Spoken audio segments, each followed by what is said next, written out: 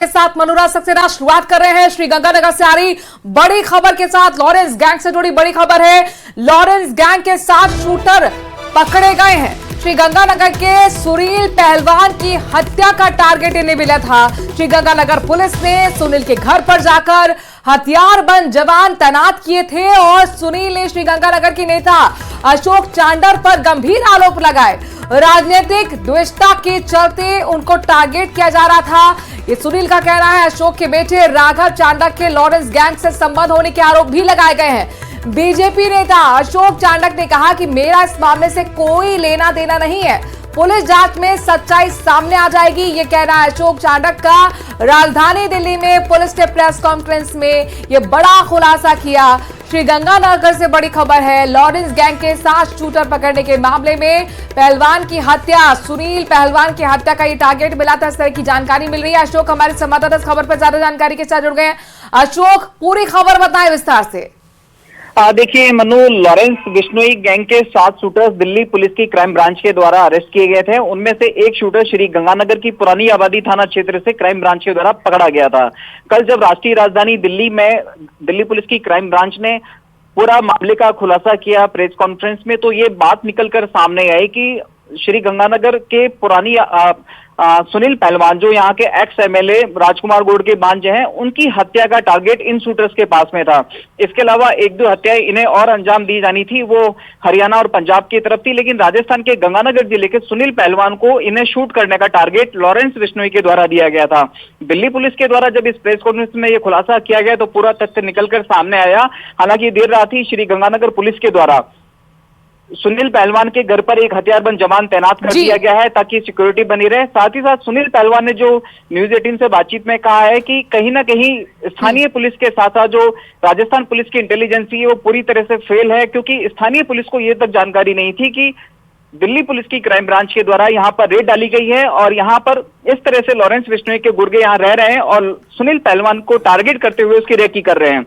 अब पूरे मामले को लेकर श्रीगंगानगर पुलिस एसपी ने कहा है कि इस पूरे मामले को लेकर जो शूटर्स दिल्ली पुलिस के द्वारा अरेस्ट किए गए हैं उनसे पूछताछ के लिए यहाँ से भी एक टीम रवाना की जाएगी दिल्ली के लिए। बताइए, क्योंकि अशोक चांडक पे बड़े गंभीर आरोप लगे हैं, उनके बेटे राघव चांडक के लॉरेंस गैंग से संबंध होने के भी आरोप लगे हैं, इस संबंध में जांच कहां तक पहुंची है?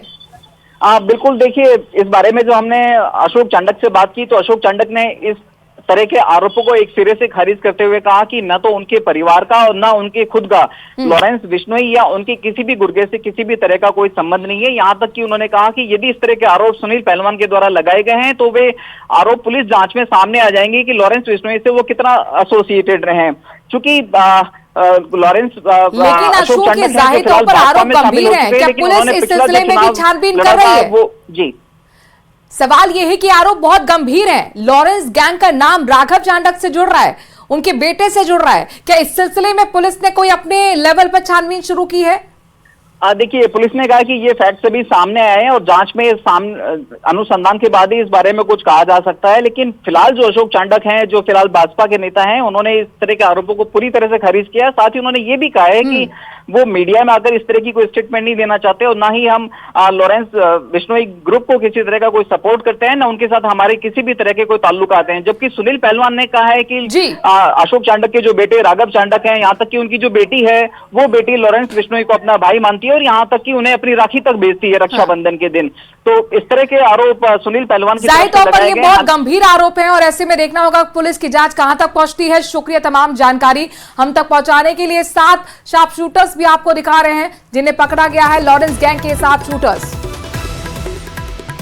जानकारी दिल्ली पुलिस के माध्यम से अन्य माध्यमों से आई है, उस पर नियमानुसार कार्रवाई की जा रही है। इसके साथ साथ हमने एक टीम भेजी हुई है जो कि जिनको पकड़ा गया है उनसे इंट्रोगेट करके डिटेल में क्या बात है उसके बारे में जानकारी करके अग्रिम कार्रवाई की जाएगी। मैं तो यही कहना चाहूंगा कि दिल्ली से क्राइम ब्रांच की टीम आ रही है, 7 आदमी को यहाँ से उठा रही है। वो 7 आदमी यहाँ 20 रोज से रह रहे हैं और यहाँ की पुलिस को भनक तक नहीं है उनकी। वहाँ की पुलिस ले जाती है, उसके बाद में भी वो कह रहे हैं हमें किसी बात का पता ही नहीं है। तो यहाँ की पुलिस सोई हुई है, पुलिस ने दुकानदारियां खोली हुई हैं, सिर्फ काम भी वो करती है पुलिस से, जावे उसमें माल आए। अगली खबर